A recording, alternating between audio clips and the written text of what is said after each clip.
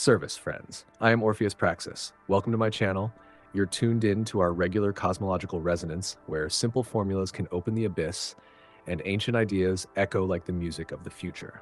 Today, we embark on a special journey to the boundary where physics, philosophy, and topology converge. At first glance, Noether's theorem is a classic, a formula known to anyone who's ever stepped into the camp of modern physics. Symmetry gives rise to conservation laws. Simple, precise, but as often happens, it is within this apparent simplicity that the deepest contradictions hide. For more than a century, since Noether pointed out a paradox within Einstein's general relativity, physicists have wrestled with a core question: does energy truly conserve at the scale of the universe, when space doesn't merely expand but bends?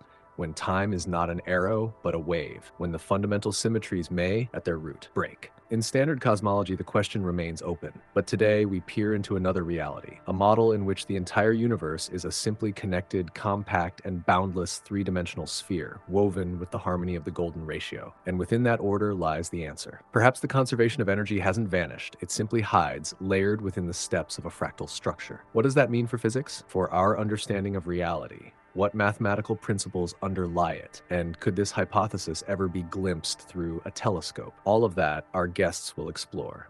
I now turn it over to the researchers. Okay, let's dive right in. We're looking at a really fascinating paper today.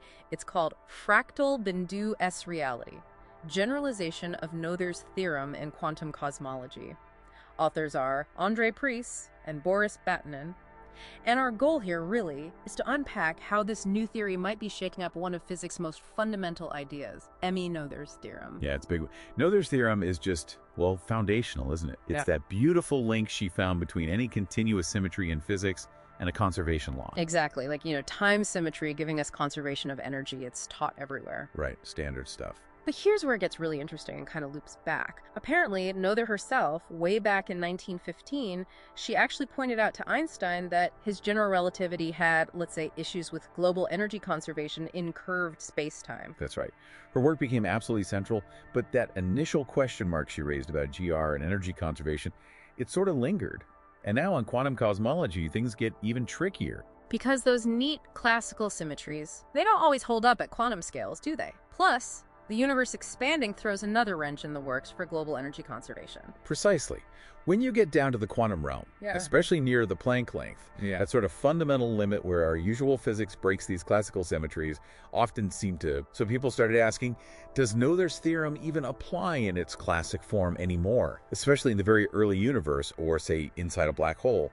It's a genuine puzzle.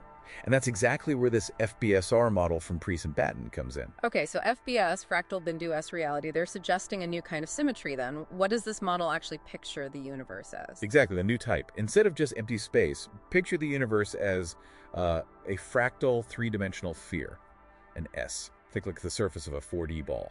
Finite, closed, but three-dimensional. Okay, a three-sphere. And crucially, its structure, its geometry, is fundamentally governed by the golden ratio. Wow, how does that work?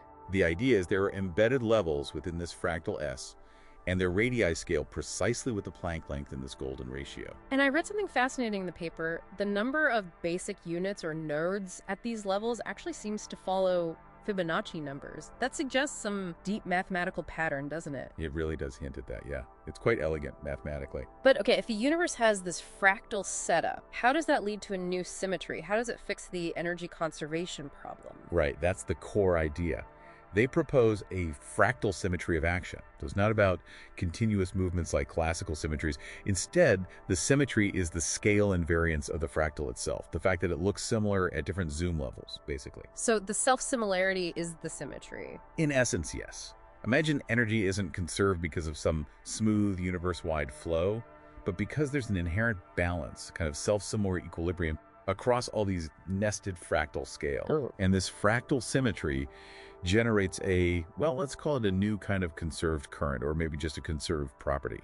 This ensures energy is conserved at every single one of these fractal levels, even where the old classical symmetries might appear broken. So it connects topology, the fractal shape, with quantum mechanics and cosmology. Ambitious. It is. It's a novel way to tie them together. It's kind of mind-bending, thinking the cosmos might be built on these repeating patterns. Makes you look at a fern or a coastline a bit differently, maybe. But is this purely theoretical, or is there any actual evidence that lines up with this fractal model? Well, that's what makes it compelling.